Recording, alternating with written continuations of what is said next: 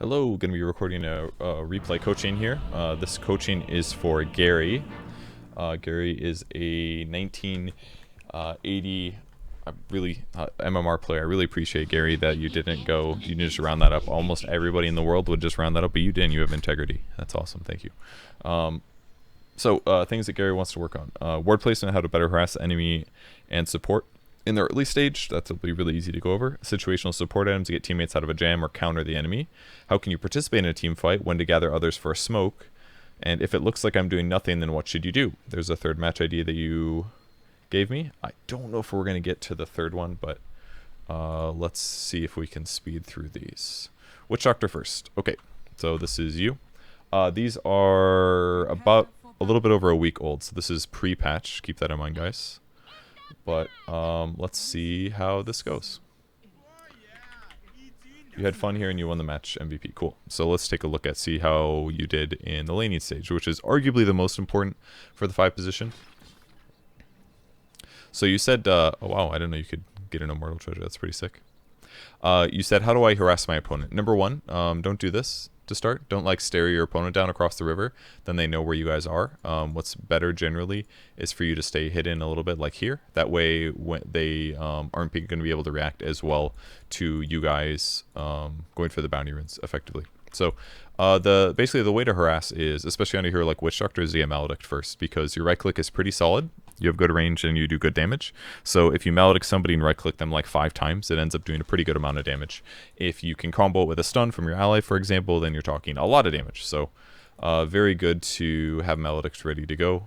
Cask is not a very good trade ability. It only does 75 damage. If it bounces back to the guy, they take 150, but it's still a really long cooldown. So it's not a very good ability to just throw out like that. So by you going Cask here, number 1, you didn't need to get Cask because yes, it might have helped you get a bounty, but you could also skill it right when you're about to stun, hypothetically. So now you've kind of gimped yourself in the laning stage in a slight way. You can defend yourself. You can trade a little bit, but you're not going to be able to trade really well. If you had Maledict, you would be better able to trade hits, basically. But now you're not going to be able to do that because you only have cast. So you've kind of neutered yourself a little bit here. You should also be playing generally over here. The reason you feel comfortable warding over here is because you don't stand there. But the reality is that rather than warding here, you should be standing over here. So in the creep wave in the lane, it's safer to be there, and that's generally why you feel comfortable playing in that area, but this is not how you harass. So what's going to happen now is you're going to stand here slightly out of aggro range because you probably learned that standing in the creep wave gives you aggro, and you're going to try to right click them. But as soon as you do this a few times, Nyx is going to move over to here, and now it's not going to feel like you can harass him. And when you do come to harass, you aggro creeps almost every time. So even though you haven't been right-clicked a single time yet, you've now taken 100 damage, which is maybe about as much damage as you've done to them. And now you're throwing a stun out, which is okay. You did a little bit of damage, but again, you haven't been right-clicked by the enemy heroes 1 time yet, and you've already taken a bunch. So what should be happening is you play on the left side instead in this area. When you stand over here, you have a vantage point to easily come in and harass. So let's back up for 20 seconds to show like the normal creep equilibrium. Oops. I want to do it before he pulls, just for demonstration. So here's a normal wave, right? This is normal for them both to stand here. You guys are basically doing the same thing. If you want to harass them, you basically need to avoid these circles, these like big circles that the creeps are giving off to prevent harassment, basically. So the best place to stand, like keep in mind that they want to stand here in their creep wave basically to get last hits here. So the best place for you to stand is to the side, either here or over here. It's not as good to stand on the right side because you're far away from everything, and there's a lot of trees you have to navigate through, which makes it a little bit obnoxious to get behind them. But if you stand over here, it's very easy to harass. You can stand basically anywhere in this giant box, and you can right-click the Wind Ranger for free. What this will force is they're going to have to start playing a little bit more to the right, but it's generally better for you to come from this side because then it's very easy for you to get behind. If there's a moment where they're too low, rather than attacking them from this direction, you can walk back farther and come from behind instead. And then when you start right-clicking them, they're standing here and you're standing here, and they're going to have to run past you to go to safety. So that's why you want to play on the side. If you try to kill somebody from here, you have to run past the creep wave to right-click. Like let's imagine Nyx is all of a sudden at like 100 HP. He's going to start running for his life, but you're only going to get maximum 2 right-clicks on him before he gets away. But if you're right-clicking him behind or from the side or behind him, he knows he's going to have to run through you, and that's so much more dangerous. He's going to take way more right clicks, more like 7 or 8 right clicks as he runs through you to get to safety. So playing on the side is just heaps better. Not only do you ignore the creep equilibrium, but you're also able to get behind them easier. And in these moments when you right click, let's say you're standing here right click in Wind Ranger, what happens sometimes is they both run at you. If 2 heroes run at you like this, what you do is you run to the left. And nobody's going to kill you running to left unless they have like a major movement speed advantage, but it's early enough that that's not going to be the case. So if they both run at you, you don't want to fight 2 heroes by yourself at the same time, you run to the left. If it's just 1 hero, then you want to fight them usually, because usually your goal as a support, especially as a 5 position, is to trade hits with your enemy hero. I don't know who's the core here, probably Wind Ranger, but if you basically hit her and she hits you and you both do 300 damage to each other, that's fine. Because while she was hitting you, she's not getting last hits, and she's not harassing Wraith King, and Wraith King's farm is more important, so it's good for you to trade hits. Usually what you will do is trade hits with the support in this way, and ideally you get a better trade. That's why you want Maledict, because Maledict is far better at trading than Paralyzing Cask is. Paralyzing Cask will protect you, but if you're level 1 and you know what abilities they have, then you can use Maledict to get good trades, if that makes sense. So, play left side, harass. The ward should probably be a little deeper to spot people coming in the lane, or you could maybe put it in the lane like here. That way you always see where they're moving up. But generally this ward here is more common at lower levels, but it's not a good ward. It's better, like this ward is good if they have a Pudge and you're terrified to go in the lane, but at the start of the game there's no reason you should put a ward here, because this is where you should be playing, and therefore the ward is kind of redundant. You could ward here instead, for example. But usually like somewhere up here is usually the better ward technically if you're playing left side. If you play left side and you make some mistakes and you die a few times, then it's better to play down here where you're playing, because this is more defensive. It's harder for them to kill you because they have to run past the creep wave. But if you get good at playing in this area of the map, then they're going to be less likely to kill you, and you're going to get more kills and bully the lane harder and make your carries game stupidly easy. And if that's the case, then you're going to win more games. So this is a big part of how you get win rate up, how you increase your win rate as a 5 position. Even if you think your carry is the dumbest guy in the world, he is going to play better if he has more last hits. And doing a good job zoning your opponents is the easiest way to guarantee that Wraith King's game is really easy. If you guys get so many kills here that you zone these guys both from lane, then Wraith King can solo it and you can go gank top or something like that and lane somewhere else. Not you don't want to lane necessarily, but you want to go, like imagine if you didn't have to be bottom anymore because Wraith King can solo and these guys are scared to come. You could go top and now you can like pressure Drow Ranger and prevent her from farming. Or you and AA can bully the crap out of Disruptor and make sure that Puck gets all the farm, for example. So creating a good foundation for your laning stage is really, really important if you can be effective in that way. So basically, I can already tell that this is probably what happens for the next 10 minutes. You stand by your creep wave, you take a bunch of damage from the creeps, you didn't skill the right skill for trading. Generally, I prefer either Voodoo Restoration or Maledict at level 1. If they have a really scary dual lane and my carry's really passive, like what's a good example? Like a Spectre or something who's not very good at fighting early, then I might go Voodoo Restoration to, like one time I laned against like a Skywrath Mage and some off lane hero like an Axe or something. Against that lane that's a lot of magic damage, I just went Voodoo Restoration because I know they're going to do a lot of damage to me and I'm going to use my mana to stay alive. And then I will never feed. And if that's the case, and your carry still gets farm, and you're the one taking all the damage, then you're stabilizing the lane. Or you can go offensive. You get Maledict so that you do more damage to them than they do to you, which lowers them regen and makes them play more carefully. So that's part of the reason you want to come to lane with a lot of regen. You also didn't spend all your money, which is really abnormal. You should definitely have brought a salve, in my opinion. Or maybe a clarity potion, or maybe some ironwood branches, something like that. Maybe you're going fast boots, and if that's the case, it's fine if you get there. But if you're trading correctly, like fighting them constantly from the left side, 2 sets of tangos might not be enough if you make too many mistakes. If you don't make a lot of mistakes, then it's fine. They're going to mess up and you get a bunch of kills, or they don't know to right click you back so they always run away, and then your tangos last longer. But if you're playing against smart people, 2 sets of tangos is sometimes not enough and can be dangerous because it could put you in a bad position. So I think that should answer that question. Let's watch the laning stage and I'll kind of point out these themes. Again, you could be over here fighting this guy. You're focused on denying, which is generally good when there's an opportunity, but that's not true. You're not focused on denying. You are focused on harassing them, but you just don't understand the angles to do it at, which is the problem. This guy runs up, so it's a good time to fight him. This guy didn't really need to do that. He's not really doing anything good either. It's part of the issue with him right now because you're standing by the creep wave. So, like, in some ways you playing here is good because then he can't do anything either. But either way, it's going to become a lane where, like, both you and both the Wraith King and the Wind Ranger are getting last hits, and no one's really stopping it in a big way. Another thing that you can do as a support in a lane is try to ensure last hits on range creeps. Witch Doctor can't do this very well with Cask because it's not a very huge nuke. But if you're playing like Grimstroke and you have Stroke of Fate, the thing that like shoots a nuke, or what's a good example? Power Shock can do it as well. But basically, like if you think a range creep is going to get denied, use your spell to last hit it, because it's better for you to get the gold and guarantee that you both split the experience than it is for the creep to get denied and then both of you to get less experience, if that makes sense. So I noticed that because your Cask almost killed the range creep, and it did prevent it from being denied, which was good technically, but it would have been even better if you also got the gold. So not something you necessarily planned, but could have been solid. You're going Ring of Basilius, which is probably fine. I don't know if this is an item I would like you to rush, but could be okay. With the creep wave push, you definitely should fight. This is like a moment. So a lot of laning stage is basically looking for moments to have 2v1s. Like I said before, if the Wind Ranger and the Nyx run at you at the same time, then you need to run away, because you can't do more damage than 2 heroes at the same time.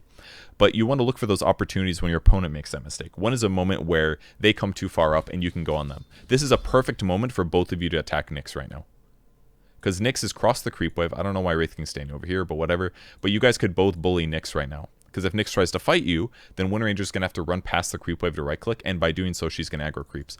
Also, if Nyx right-clicks you right now, he's in the aggro range of your range creeps. So if you right-click him right now and he right-clicks you back, you shouldn't care, because you're going to do about as much damage as he does to you right-clicking you, but there's also 2 range creeps hitting him. He ends up doing a stun because he doesn't know what he's doing, and you only right-clicked him once, unfortunately. But that would have been a really good moment for you to fight him. But you didn't take advantage of that, so you lost an opportunity to get a little bit of harass in.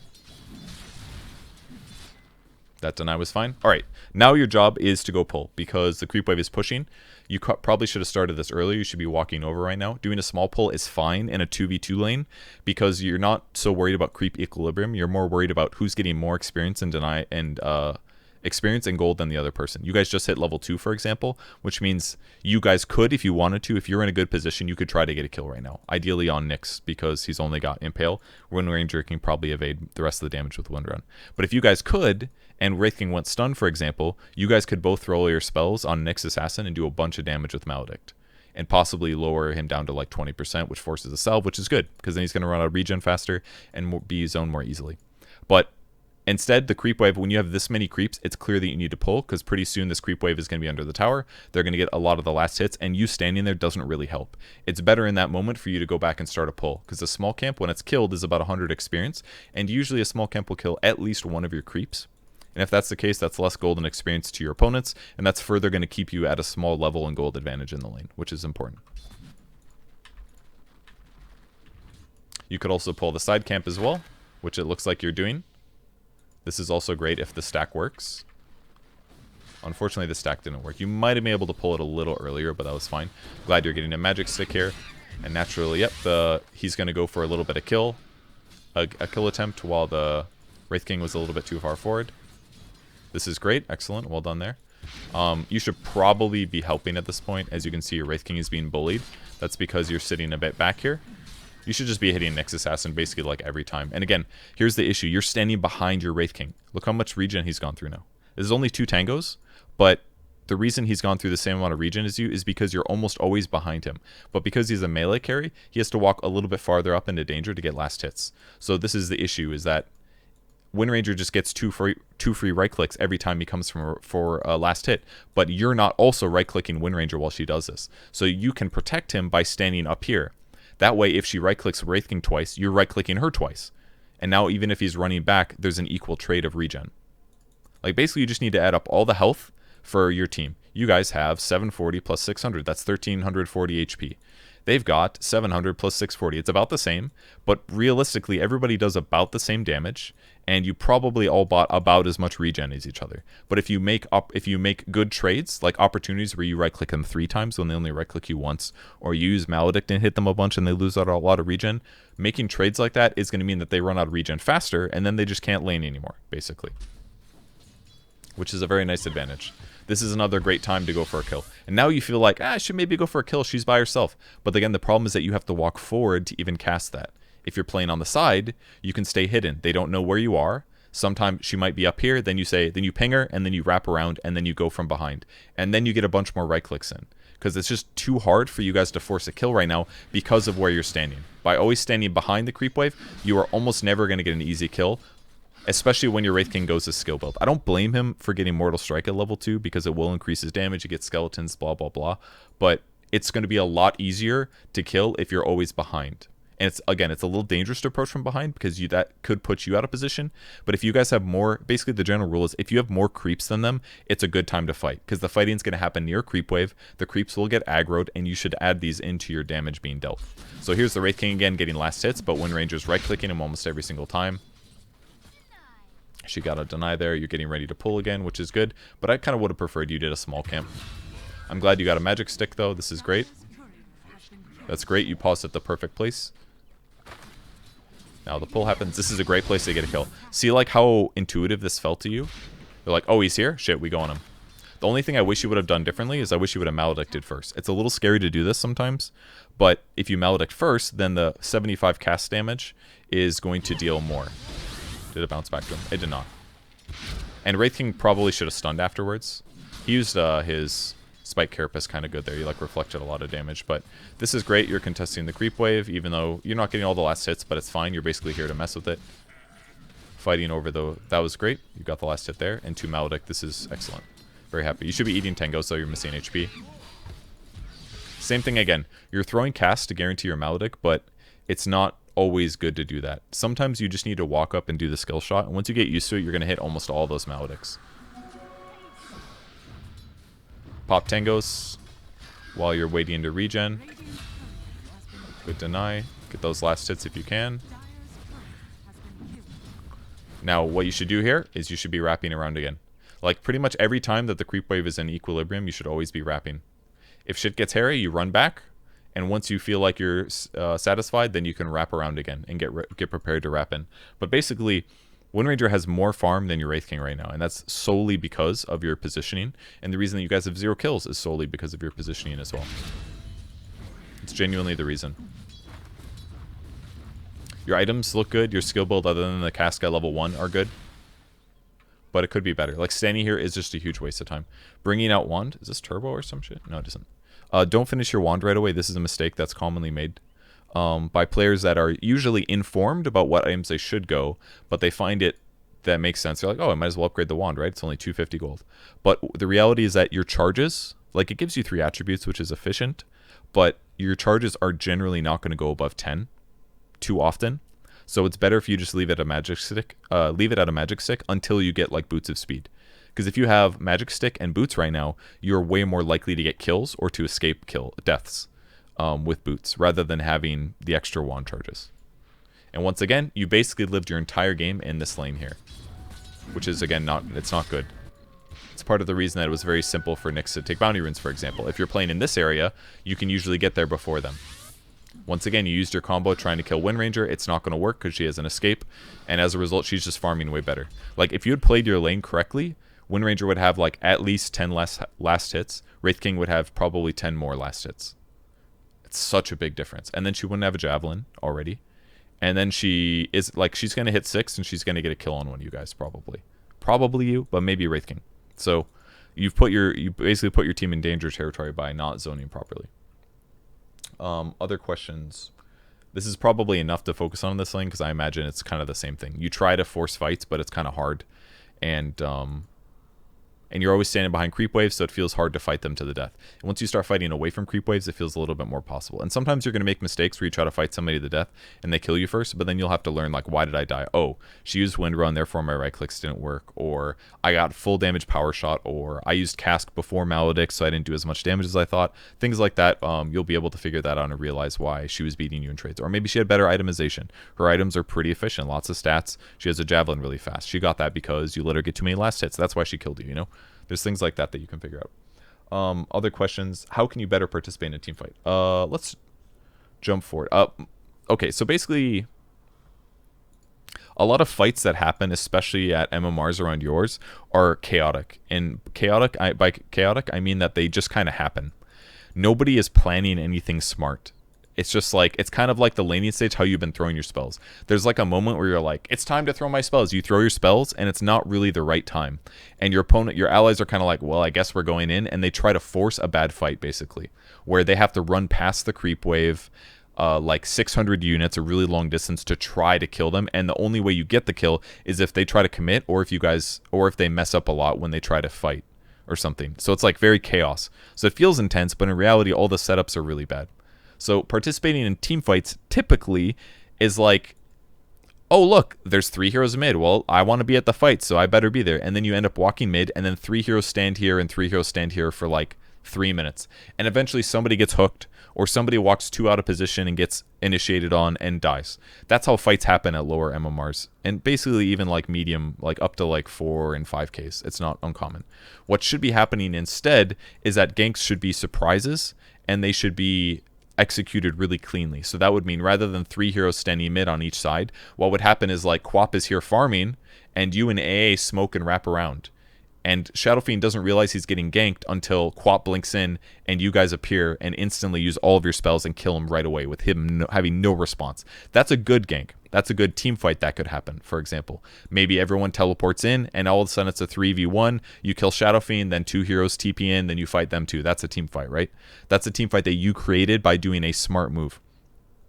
A team fight could also happen with like 4 of you guys run mid to meet Quap and push the mid tower, and they defend and try to fight it. But generally that is also something that can be lazy. You guys can all show up and auto attack the creep wave, but stand around a little bit too long and then push the tower. If you do that, they know you're there and they're more likely to TP in or walk over and just show up for the fight. But if you do it crisper, as in they don't, like Quap pushes this creep wave and is hitting the tower and all the other 4 of you are standing right here, and then like one person TPs in and comes to defend and you jump out and just fucking kill him. That would be a good fight. And if that happens, usually the rest of their team is not going to want to teleport in to defend him, because they realize, like, they look there and they're like, oh shit, Shadow Fiend's already dead and there's 5 heroes. There's no way this fight is good. So if you do that, the worse that you execute that, the more safe and possible it looks like to the rest of the enemy team for them to teleport in or walk over and take the fight. So what I'm trying to say is, if you get the cleaner that you are with ganks, make sure that they don't see you walking to the mid lane. Maybe don't walk through the river, because walking through the river is more likely to have wards. Instead, you might want to smoke to come to here. Or maybe you TP here and walk around this way and put sentries down to make sure they don't have vision, and then you approach from behind, for example, if you don't have a smoke. So the smarter that you are with how you approach these ganks is going to make it easier for you to participate into a team fight. And even better is, like, basically think of it this way.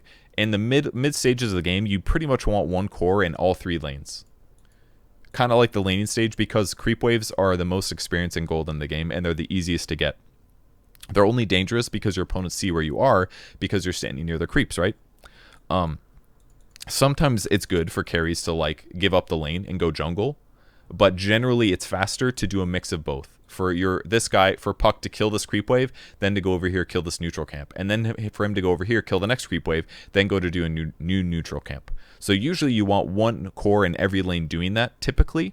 And what the supports want to do is they want to move near that, but not show. You don't want, like, for example, if this was 15 minutes in, I would criticize AA for showing on the creep wave. AA doesn't need to be here to attack the creep wave if this is a 15-minute point of the game. He should instead be moving parallel, very similar to the laning stuff I pointed out. You want to stand to the side. That way, if somebody shows up, you can be hidden here, and then you can jump in from behind and initiate on them, because they didn't know that AA was here. They just thought it was Puck. That's a good gank or fight.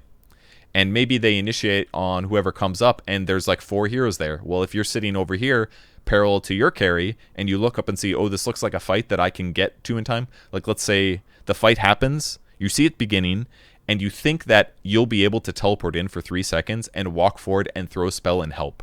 If that's the case, then you can teleport. But in the meantime, you should generally stay next to the creep wave so that you can assist in a kill if there's an opportunity by swinging in from behind, or to cover your ally if they go on him, for example. So that's generally how teamfights should happen. Good teamfights don't necessarily happen from planning. You don't have to smoke gank like every time that you take a fight, but if you do generally good Dota things, you will be in a position to teamfight or to gank. But you don't necessarily have to force it every time. There are some times in the game where you should smoke with like 2 other heroes and go look for an anti-mage in the woods and kill him when he's jungling. That's great. But not every gank should be like that. The other thing to remember is that the easiest way to create ganks is to try to force your opponent to go where you want him to. And the easiest way to do that is to push creep waves. If Puck pushes this creep wave, and your creeps are hitting this tower, it's very likely that somebody will teleport in to defend the tower and kill the creeps. So by pushing a wave with an AoE skill, you have basically forced or suggested your opponent to go where you want them to. And as soon as they TP in to kill this creep wave, you jump out from the trees and you kill them instantly. And when you kill them instantly, very similar to the Shadow Fiend example mid, the rest of their team looks on the map and they say, oh shit, Drow's instantly dead. And there's 3 heroes there. Well, they might try to defend it, but if they do, they're down 1 hero. And if they do try to defend it with not enough people, you should realize, can I kill him or not? Can I not? Is it too dangerous? If you think you can kill him, kill him. If you're far behind, basically, you should be more conservative. If you're winning by a lot, it's probably easier to dive and kill him. But you'll probably adjust. So basically, this is the mid-game way to create team fights and ganks. Push creep waves on all sides of the map, and then play in the areas near the tower, but don't show in the creep wave. Let your cores push the wave. You play nearby with a support or other cores. If you guys are waiting for the fight to happen, you will kill neutral creeps. So Puck pushes this out. You guys jungle this, then you jungle this. Ideally, you have a sentry here, maybe over here, to make sure they don't have observer wards to see you guys waiting nearby. And then when they TP in, you're standing here as the creep wave comes up. Somebody TPs in, you walk out, you kill them. Then you take the tower. Then the creep wave pushes up. Now you do the same thing over here. You're warding and dewarding in the area nearby. Your core pushes it up to the tower. You don't all want to hit the tower together because that shows you all there. And usually tier 2 towers, they're just going to glyph it anyways and kill the whole creep wave. And then you have to back and wait like 45 seconds. But if you move into this area, ward and deward, then you can maybe swing mid instead. Your mid is still there pushing a little bit. They'll push the creep wave out. They'll kill a jungle creep. They'll push the mid wave out. They'll kill a jungle wave. And then eventually, maybe nothing's happening top. They glyph the wave. All right, you walk mid, you wait here, you deward here, make sure there's no observer ward watching you, sitting in position, ready to gank. Because again, you're in a slightly dangerous position being on their side of the map. But standing here, you wait to see if Shadow Fiend comes. Shadow Fiend comes, okay, you execute the gank. If you're Witch Doctor, you'd probably have to approach this way, and it's not a great angle. But if you have like looks like you can actually walk through here maybe. If that's the case, that'd be a good way to do it. Walk through the trees here, jump out here, throw your cask, Melodic, drop your Death Ward, Shadow Fiend dies with Quap's help. And now the mid tower is dead or pressured. That's basically your pattern. So that's how you create fights. The reason that it doesn't feel like you're creating fights or you're participating in fights is because everybody in your game is creating chaos team fights where nobody's setting up anything good. The only time that good ganks probably happen in your MMR is when people buy Shadow Blades. They buy Shadow Blades, they cross the map, they find people, and they kill them. Or if they have wards on the enemy side of the map and they see people farming, they'll say, well, there's a guy over there, I guess I'll go kill him. And then everybody will walk over and kill him. That's like the best gank that you'll experience at your level. So another thing that's happening at a lot at your level is your cores, rather than pushing creep waves out, is they're just going to jungle. They'll just jungle here, jungle here, jungle here, jungle here, jungle here, jungle here. They won't care about the creep waves and they won't push it out. And if that happens, then it's really hard to know where your opponents are going to be. Your opponents are probably going to do the same shit. They're just going to jungle their side of the map for like 20 minutes until some team fight happens to happen. And then you're like, well, then you show up to it and maybe it goes well, maybe it doesn't. Because it's never good initiations. It's like somebody did something stupid and got a little punished and maybe you'll execute it right. It's a very coin flippy. So cores push out creep waves. You guys play nearby. You usually want to ward the enemy side of the map if you're looking for fights. And also the other staple that I'll cover before I watch other replays is around the 10 to 15 minute mark is usually where the safe lane gets pretty dangerous for carries. Usually in that period of time, it's better for your carry to go jungle or for your carry to rotate to the off lane, like with 2 other heroes who would play side jungle over here. The carry pushes it up, then you guys get ready to dive. That pattern. Most offlaners most safe laners want to ditch their safe lane. Somewhere for lower level MMRs like yours, it's usually gonna be about 15 minutes. But for higher MMR players, it's usually around 10 or 11, if not earlier, because it's a little dangerous. Because there's just a lot of different angles for them to come in and kill you. That doesn't feel that way at your MMR because players are bad at wrapping behind, basically. But yeah, usually you'll ditch the safe lane and go play the enemy jungle. If you're on Dire side, you'll ditch your safe lane. Basically, all of this area you will give up on because it's dangerous. There's too many ways to get dived. And then you'll go play off lane instead and take this tower. And after you take this tower, you can take the mid tower usually. You can basically bounce as a support between the mid and the top looking for kills while your mid farms this out, pushes it out, and your off laner pushes this lane out. And then your carry will usually jungle but usually your carry doesn't want to be here. It's very important that if your carry overstays that you don't try to back them up in a losing fight bottom. That's a common thing. People think like, oh, I need to stay in the lanes. This is my lane. But if everyone keeps going bottom, you're giving your team a higher chance to lose the game because of fighting in this area. It's a harder to take a smart and good fight. It's more likely that your opponents kill you guys and get a better fight. So that's why it's dangerous to play down here. Okay. That's basically an overview of what you need to do to be better at Dota. Let's jump forward to about the 10-minute mark and let's see if we can demonstrate that. Here you are, still in the same place. Getting some pressure in, you ulti, and you're gonna get killed. This is great. All of a sudden you have 3 kills. I don't know where this came from, but I'm happy for you. Wraith King is jungling now. And now you're getting free experience, which is fine. If Wraith King leaves like this, totally stay in the lane. I like that you have Clarities and Basie. This is excellent. Cask was a little weird there. Looks like you will be able to get the bounty though, which is awesome. And this is the part where you basically need to leave your jungle. Look how scary this looks, right? They're invading. They have more farm than you. There's all this space. If you come up to the creep wave, they can easily get behind you. So this is basically the point of the game where you're going to want to leave the lane. And Wraith King should do the same. He really does not need to be here. And that's why it feels so dangerous. That's why you're hiding down here, because you understand how dangerous it feels. So what you should be doing instead is playing top with your offlane. You should be pressuring them like they're pressuring you. Quappa's ganked here, and it has been quite effective.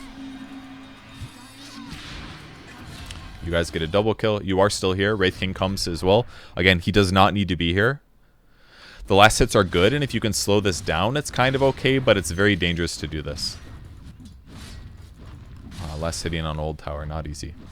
You're also kind of wasting a lot of time sitting down here. I would prefer that you were, again, maybe not playing over here as much. You could, like, I don't know. Basically, you guys need to leave. By him staying here, it kind of forces you to stay, and now you guys are forcing yourself in a less advantageous position. See how Quappa's been getting a lot of kills top? Because it's easier to get fights here.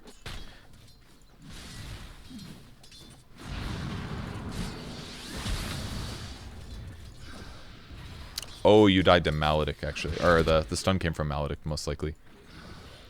It was smart of him to hold it until afterwards. Skill build is really bad. You've almost got your arcanes. Your level is, like, stupidly high considering your position, but you got a bunch of solo kills, I guess. Now you're finally rotating top because there's a lot of fights top. But this is you reacting to a gank that's already happened. In reality, you should have been here already. You should have dished already. If anything, you staying here with your Wraith King is just leveling him slower. He's got less levels than he should because you sat here a lot in the creep wave. You did do some pulling, which is good, but you should have ditched him a long time ago. He should be semi-survivable and able to jungle. So all these fights are happening, but again, you should have been here. You should have this feeling that, like, when this lane gets dangerous, you should go off lane. And it's the same for dire side. When this lane starts feeling dangerous, you go off lane and you play there instead. Because you have all these ways to walk in and out, and for you to show up to fights, basically. Quap wants to go for more kills, which is great.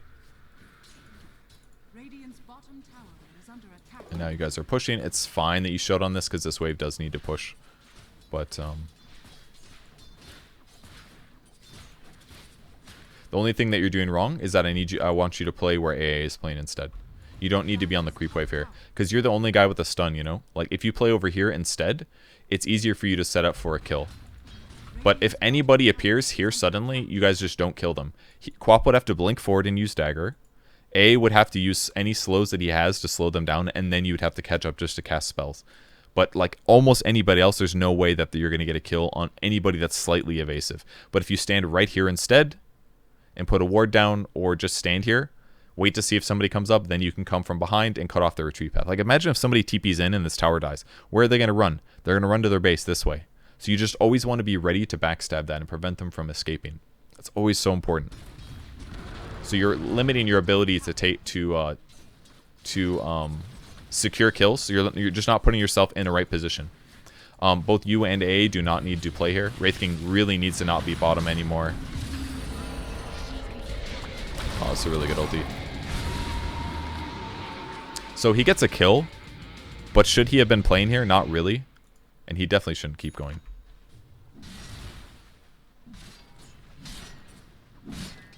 See how many wards they have down here? They should be just crushing fights, but they're not.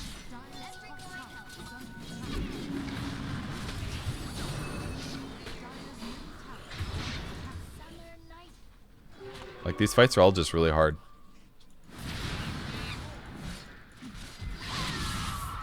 Good kill. So you guys are winning these engagements, but that's kind of just because you're playing better, and I don't know, maybe you're executing your heroes more effectively. But it doesn't mean that you guys, like, you teleporting down to help Wraith King when that fight has already started is fine, but he probably shouldn't have been here in the first place. It's a lot safer for him just to jungle. If they're better players, they would succeed on killing him there. Like, maybe they didn't expect the AA Ice Blast or whatever, but at minimum, they plan to kill him through reincarnation, and then they probably should have played safe after. So you guys pressuring this tower is basically just like abnormal.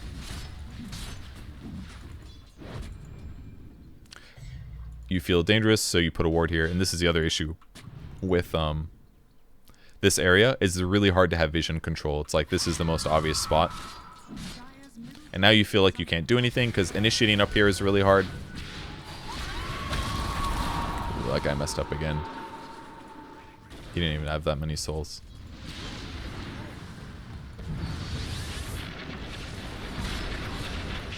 He ends up dying. Everything goes well. Now Wraith King is overdived and died. Like, it's really hard when you fight a fight here to have a good outcome. Because after it's over, you have to run past the tower. That means they can teleport anywhere around you on both sides. And there's only one way to run. You either juke in here to TP, or you have to run past the towers. It's really hard after you engage a fighter. This is part of the reason that fighting in this area is just not very good.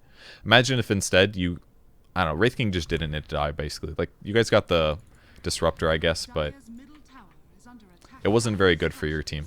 Pulling at this point is not really that worth your time, I don't think.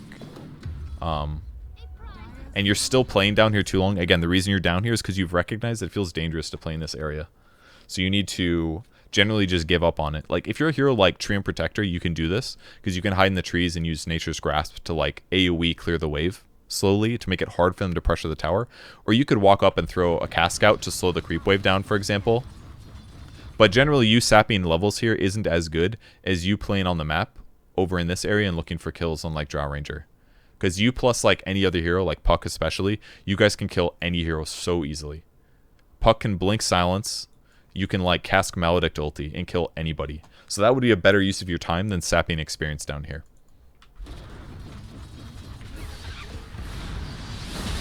In this case, you're going to get a kill because Nyx was pushing out slowly. So in this way, it kind of worked, I guess. But in reality, if they're playing correctly, they have two minimum 3 heroes down here.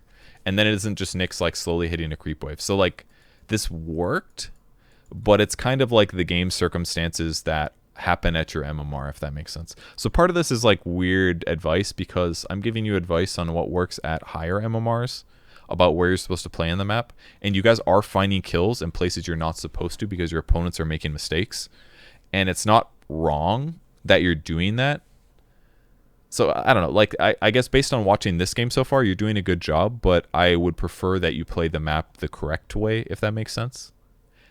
But like, there are times where getting kills is viable and pressuring him is good. But the problem is that, like, let's say you weren't here and then you see that the Nyx is kind of out of position, you think you can solo kill him. If you TP here and you kill him, that's great that you killed him, but now you're bottom, you know? So now if your team wants to play top and invade the jungle, there's one less hero there. You're all the way over here on this side of the map. Then you can't help with the mid tower, or it's going to take you 20 seconds, 30 seconds to walk mid to help, for example. So sometimes you have to be a little careful about where you choose to spend your time, even if it might feel good because you have kills. I think in this case, you getting that kill was great, and it made your patience pay off. But it was a bit possibly wrong choice. So they're basically giving up on their lanes, and they're going to jungle a lot. Now you guys are pushing again. Like, Wraith King just needs to farm and finish Radiance, and he's pretty slow, actually. His last hits are really low. He bought slightly wrong items, and he just, his skill build is a little bit off, too. He's spending a lot of time running around. Why is he... I don't know. He needs to just hit creeps. Anyways, you guys are like 5 men to try to take a tier 1 tower. Tier 1s probably feel like, oh, this is what we're supposed to do. We're supposed to take towers. It's better for you to, rather than taking objectives, it's better for you to lane control. There's a whole lot of golden experience being wasted right here. And if you push these lanes out, it's also going to make it feel more dangerous for your opponents to do anything on the map. They're not going to feel comfortable to pass like this line. This tower doesn't really do that much. It's not that different from the tier 2, basically. So, like, you guys spending 5 heroes' time on this is actually a waste. At 3 maybe is fine, and yeah, it's dead, but did you really need 5 heroes here? They just gave up on the tower, for example. So, And now you definitely don't need 5 heroes. What's going to happen is you guys are going to push up at the tower. They're going to glyph it, and it's going to be over. And now it feels really hard to fight. And now everybody has to walk away. You guys all did this 20 seconds slow. And as a result, and here you are, into a bad place. The fight ended up going really well. And you got a lot of kills. But you guys put yourself in a bad place. You didn't deward this cliff spot. And they got to initiate on you. They just mis-executed, basically. And Quap reacted really well, so that's why you guys crushed the fight. But this was also dangerous. If the net worth wasn't so one-sided and the levels weren't a little one-sided, then you guys might have gotten crushed here and lost a lot of your advantage. But basically, after that tower's killed, you guys should just back up and then TP somewhere else. One person TP's top to go push it out. One person TP's mid to push it out. And the other heroes would probably... I would probably TP heroes as support and start running in this way to go deward and ward in this area. That way, if anybody's jungling, maybe we can set up a gank. Like the guy that pushed out the lane can say, I'm standing over here, I have a ward spotting Shadow Fiend jungling here. I start pinging him and say, come over, come over. And the offlaner will walk this way, he'll walk this way, and then I'll jump out from the trees and he'll jump out here and we'll kill him. And that's really efficient. One Ranger looks funny. Okay, let's watch the next replay. This is a line game. You had fun here, but you felt you could have done better. Also on match MVP. Okay, just showing me your best games. I get it.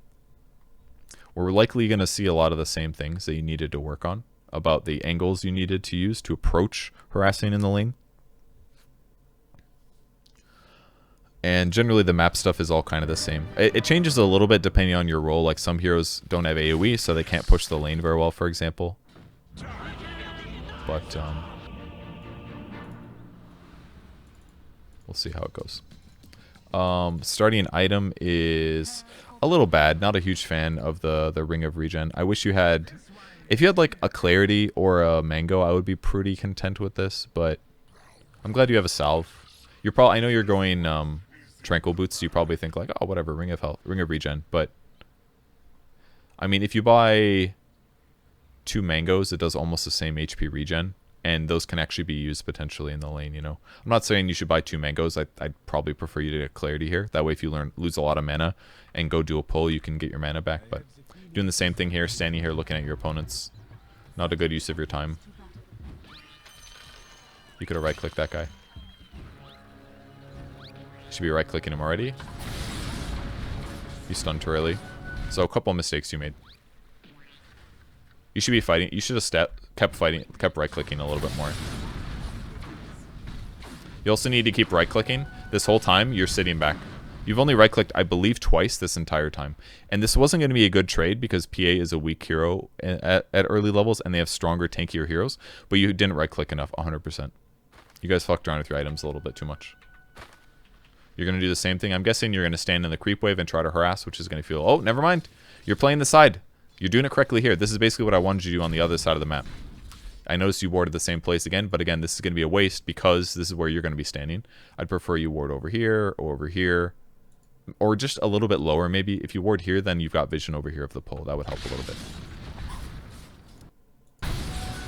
Alright, let's see if you're doing this correctly. You messed this up. Don't stun instantly. Attack first, then stun. He doesn't know that you're going to stun him until you stun him, basically, you know? So if you right-click him first... Also, if you right-click him first and then stun him, so when you attack, your ability goes on cooldown for a second and a half. So if you attack first, then throw your stun while you're waiting for your spell to come off cooldown, then you're ready to attack again. If you stun first and then attack, you're starting your attack pattern later. So if you should have attacked him first and then stunned him. This was good how many times you right-clicked him otherwise, though. And now you're playing this really good. You're attacking, you're moving, and when he gets too close, you stun him. This is perfect. I just, again, wish you had a little bit of mana. Making him chase you like this is basically perfect. It's forcing him to spend his time running after you. And you know that you can't beat him. That was a good stun because you had creeps hitting him. I like that. You should probably be... Pulling is a good option. Giving him solo experience is great too. Another reason you probably didn't buy mana... Oh, you're stacking, I see. I like this actually. I would have probably pulled, but I think stacking is a good choice. I don't know if it's stacked though. I think the timer on that one is kind of weird. Yeah, it didn't stack, unfortunately. I don't necessarily like you running right. I maybe would have liked you running left instead. You should have been right-clicking. Again, you did the same thing again. When you walked up, you just threw your stun. But throwing your stun just to do damage is not good. Earthspike is not a good nuke. It's 80 damage. It's a stun, though, which prevents them from right-clicking you back, and therefore gives you more time to right-click. So if you're not right-clicking a lot with your hero, then you're not playing Lion correctly. Like, even right here. Ogre was out of position under tower. Why didn't you right-click him at least, like, once or twice, you know? Same thing here. You walk forward, you think, it's time, and you throw your stun out. Right-click, stun, right-click. Something like that. Your stuns are right-clicks. It facilitates right-clicks, which is your true damage. Now you have no mana regen, so you're basically out of the lane. This would be a good time to pull. And this is probably why you thought, oh, I don't need a clarity potion, I don't need a mango. You did waste your mana a little bit too much. You definitely threw like probably 2-3 earth spikes more than I would have. But some of them were good. But if you have a clarity or a mango, it's going to help even that out, basically. You should have turned and stunned the ogre there. I'll show you the exact moment. Right here. Tower starts hitting him. You have a stun ready. You didn't throw the stun. He de-aggros. Imagine if you do that before he de-aggros. Oh, he's going to die. Wow. That was a huge kill, actually, for you guys. Gave him a tango. You should still be eating tangos. You should right-click the shit out of him when he's up here. That kind of works too, I guess. Should be pounding tangos while you're waiting to heal. You're shopping way too slow. You got to be faster than this. All this time, you could be right-clicking. So much time you could have been right-clicking him. Or even mana draining. That works too. You could have right-clicked him there. I know he's really tanky, but you could be doing more. I wouldn't get Hex if I were you at this point. I would prefer you to have 2 Earth Spikes instead, generally. It is sometimes nice to have both Hex and Earth Spike at this moment, and I'm happy you didn't get 2 mana drains. I think that build is bad. But you're casting Earth Spike, you might as well give it more value. More stun duration, more damage. It does, the mana cost goes up, but basically your damage per mana cost is better. So the mana that you do have, you spending it slowly over time is going to be a little bit more efficient in terms of the regen trade. Now obviously this is like not a lane that's easy to regen trade. Ogre has high armor, high regen. Underlord has high armor, high regen, and he's got a bracer too. He's really hard to kill. They're both really hard to kill. But it doesn't mean that you can't bully them a little bit and get their HP down to like here and force them to use a tango. You know, they'll run out of regen faster, and it's going to feel a little bit more easy to lane. But generally, I do agree that like the laning stage here is tough. And that your opponents are very difficult for you to harass. Part of the problem is that you're aligned with a PA. You guys have really weak damage output, so it's difficult. You also bought a Windlace Magic Stick before Boots. I would have preferred you went Boots first, just because the movement speed, if they have higher armor, regen, all that stuff than you, then you need to be faster. That way they can't force you to fight them. So if you guys are equal movement speed and they do more damage than you, then it's not good for you to fight them, right? Therefore you want a movement speed advantage. That way you can better control when they fight you. Because if they're slower than you, then you just walk away, or you stun and walk away and they can't catch you. If you're the same movement speed as them, I get that you bought a Windlace, but the Boots is just a lot better. It's like, what, 30 more movement speed, 25 more movement speed, more than double. And Magic Stick's okay too, but you're not really fighting these guys to the death. You're more just like trying to get some damage in and trying to buy time for PA to get farm. So I just feel like the Windlace is a little bit unnecessary. You should have gone for both. If you have Boots there, and imagine you have 2 points in Earth Spike to stun him for 0.4 more seconds, and you have Boots. There is no way that you don't get both bounty runes. Because you beat him to this one, you stunned him, and then you should just keep running, get the second one, and then run back. That's absolutely worth it. Letting him bully you here, it only worked because you know that you can't trade him, so you got a little scared. I still would have gone for it if I was you, but even with the items that you currently have, you should pull. You haven't pulled almost at all this game.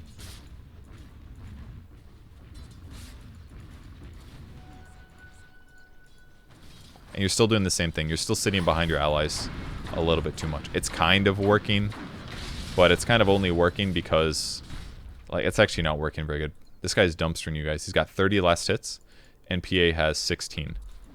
So I would mostly say that this isn't necessarily because you're playing weak. It's basically because you guys have a really weak dual lane compared to theirs, is the main reason. But it's also because you haven't pulled.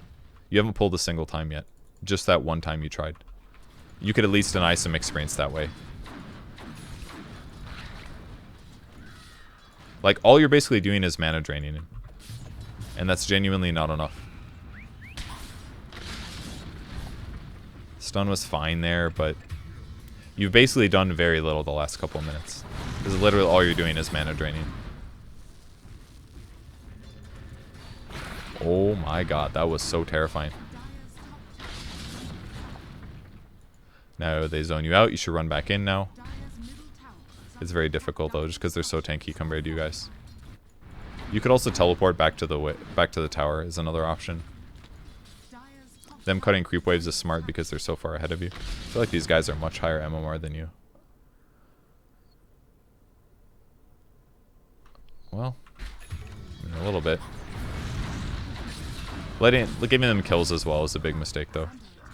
So they basically have way more tankiness, and they have bought really good items, and they've laned a little bit better. So this is the period of the game where you guys have already lost your lane. You lost your lane a little bit harder than you should have, but this guy's playing quite well, I must say. I don't know. I don't know if he's a smurf or anything, but he's doing all the right things with items and things like that. PA should basically just be jungling, or ideally, if she can sit over here. Like, she shouldn't be playing where they're playing. This is really stupid of her. She should be playing at the tower, getting last hits and experience here. Alright, now what you're trying to do is get things done. What have you been doing, actually? I don't even know. Let's go see. You ran over here, then you died. Let's see what you do when you're up. So, what should you do in this location? Top lane is fucked. Basically, you're not going to get kills, so you shouldn't go there. You could set up a gank on the mid lane, which is definitely doable with a Viper versus a TA. Viper can kill him. You could go bottom to start pressuring the enemy carry if they're there. If that's possible. It's a jug. It's a little bit difficult, but if you time your abilities correctly, you guys could potentially kill him. For sure. Let's see what you do. You are walking all the way mid. You should have TP'd to go somewhere faster. I get that. Using your TP to go to a lane would mean that you can't help somebody afterwards, but PA basically shouldn't be. I don't know. There's maybe some value in you walking to lane, but you're smoking. Looks like you're ganking mid. I would have preferred. It's a little bit faster, but go this way instead. If you're smoked, he's not going to see you coming. That was an illusion.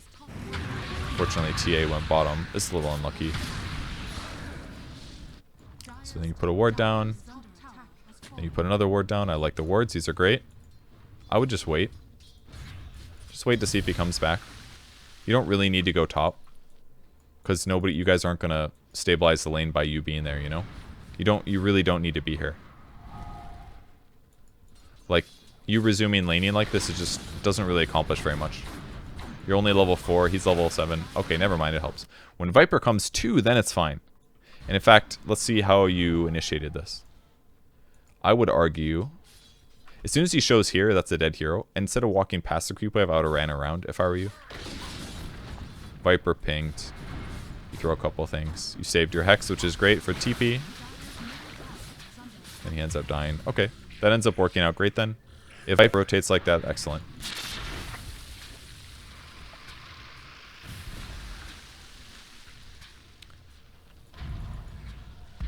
Viper kind of overdoing it a little bit here.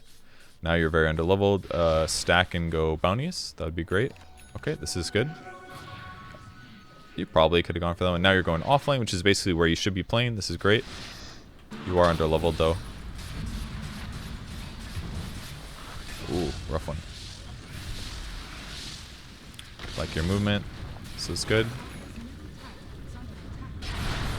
A little too hard to get that kill. This is really good. Should stun the ground there.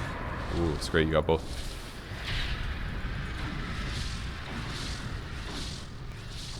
Team runs for their lives. This is going really well. I like some of the stuff you did the last couple of minutes. Just keep in mind that, like, with all the good moves that you've done in the last couple of minutes, like, generally you've done a good job. But the problem is that your laning stage was rough enough that you're doing all of this at a lower level than you should be, you know? Like, your KDA is okay. Well, you only fed the one time, but basically you're just lower level than you should be because you didn't pull. That's the main thing, honestly. Because you needed to pull more, and because you can't really zone them, and you can waste Ogre's time to give PA a little bit of space, but it's hard for her to last against Underlord. But you could have at least pulled more, most likely.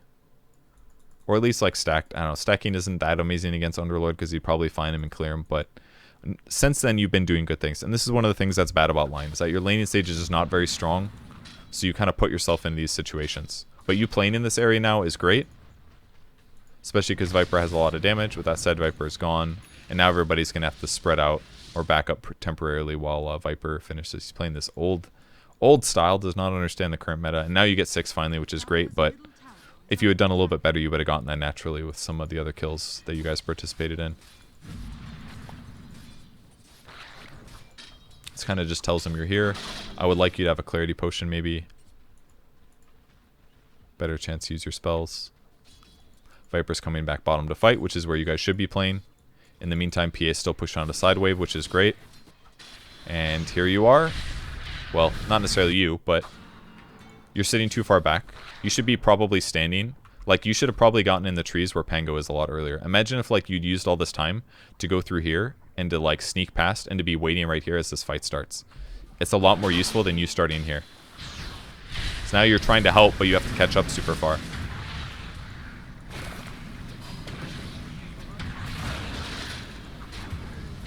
So you helped, but in reality, that fight was started by Viper. Viper walked behind, Lich walked up and casted spells. Pango walked up. You reacted. So you helped, but you weren't really the reason that that fight went well. Now, one of you guys should stay and push the creep wave. If not more. You put a ward behind. That's perfect. Your positioning should be about here. So you're standing in the right place. This is great. Ready to jump in. You showed on the creep. You didn't really need to do this. You could have jumped in and killed Ogre right here. Like, genuinely. You guys could have easily dove and killed the killed Ogre there.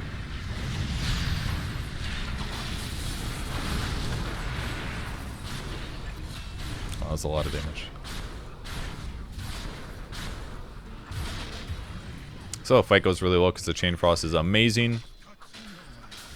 And you guys win another fight. So, this is basically, you're approximately doing what you're supposed to be doing here. And you kind of did the good stuff here, but the lane was a little bit too hard, and you got a little zoned by stronger heroes. Alright, warding in this area is perfect. Again, towers should be taken, though.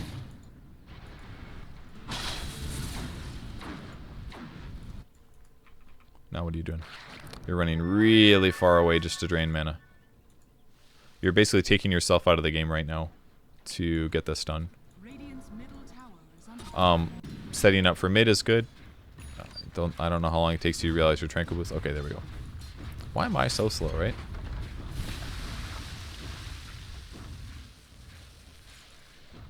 Playing in this area is good, though. I would like you to stand somewhere around here. Would be good. You've kind of wasted... Okay, you're getting bounties now, but, like, you wasted a lot of the last 2 minutes.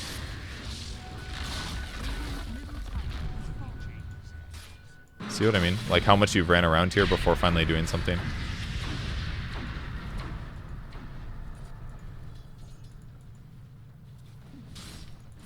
They're grouping to push bottom, which is stupid. So you guys are reacting now. Which is the right thing to do, because they're doing this dumb thing. This guy should just be jungling right now. You jump forward to initiate, but you're probably going to die for this.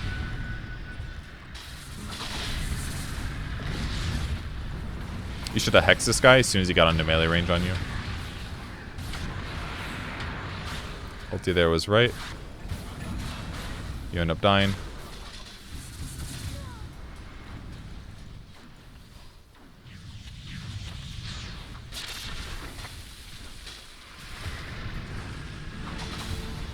So, basically, they did the same thing you guys did last game. They grouped with too many heroes to try to push this tower when it just isn't very easy to do. It's hard to fight into this, because they can't get behind you basically easily, except for over here. And even if they do, they're still under tower, and there's not a lot of escape paths.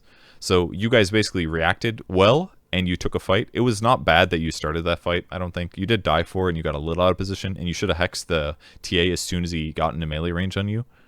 But, as a whole, you played that fine. And I'm glad you have a wand. All that is great.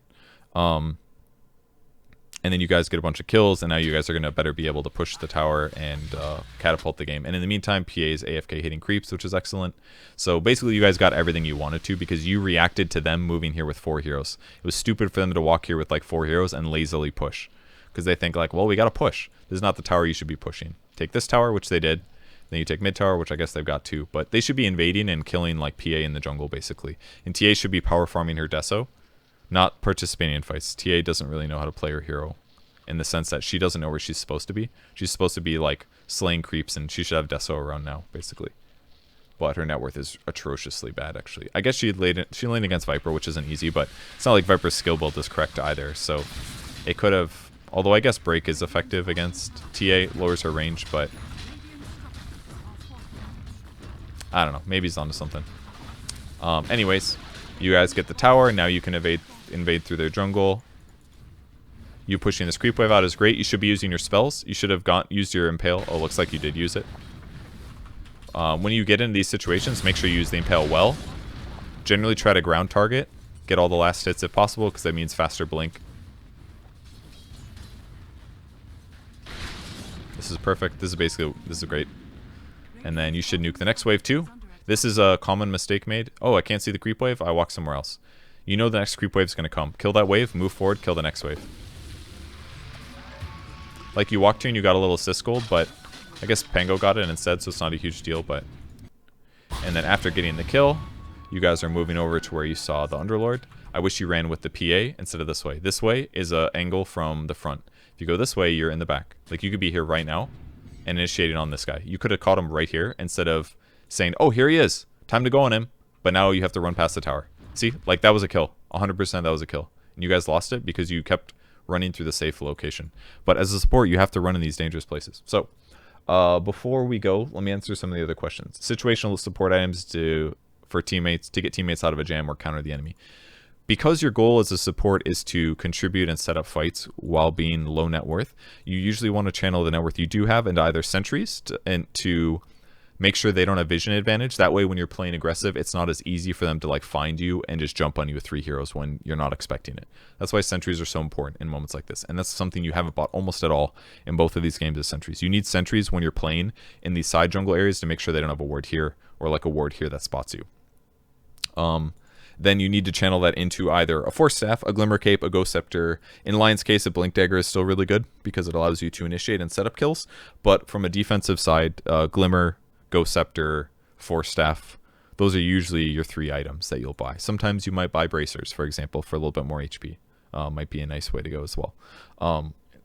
And that way, when they go on you in these side areas, when you're in a slightly dangerous position, they're less likely to kill you instantly, and that means you're likely able to get 2 rounds of spells off instead of just 1. And if you're able to do that, you're going to perform a lot better in your team's team fight, which gives you a better chance to win the fight if you are able to use Earth Spike and Hex twice instead of just once. So those are the main items you should be looking for. When to gather others for a smoke. Like I explained earlier, you don't really need to smoke that often. It's helpful to smoke basically when you are looking for an ideal initiation. Ideally, it's daytime. That way, because if it's nighttime when you're smoking, let's say you smoke through the jungle with no wards, the smoke break range is bigger than your night vision range of 800. The smoke break range is 1025. So you're running through the jungle, your smoke breaks, you have no fucking clue where the hero is. Half the time they don't know where you are. But if you keep running and you run into them, all of a sudden they see you, you see them, and now your smoke doesn't really mean anything.